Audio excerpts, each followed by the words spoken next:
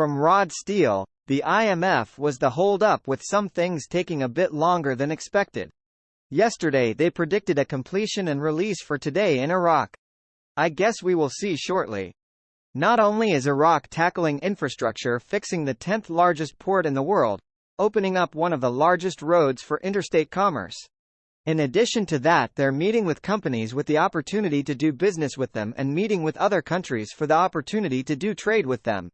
As they continue to grow economically and become stronger.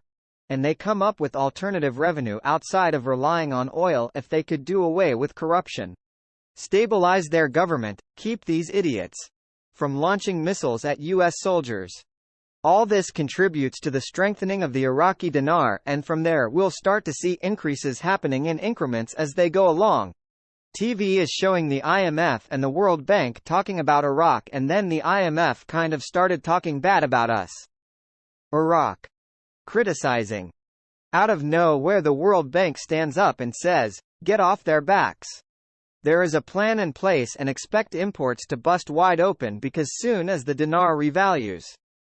Yes, the World Bank said this. The World Bank is saying the dinar revaluation will cause us to buy more imports because we have more purchasing power. They're telling us this. Frank, it's no longer a secret. My goodness. This is straight from the horse's mouth. This is basically an announcement. Evidence. He said it. This gets more and more exciting with each call to Iraq, with CBI contact.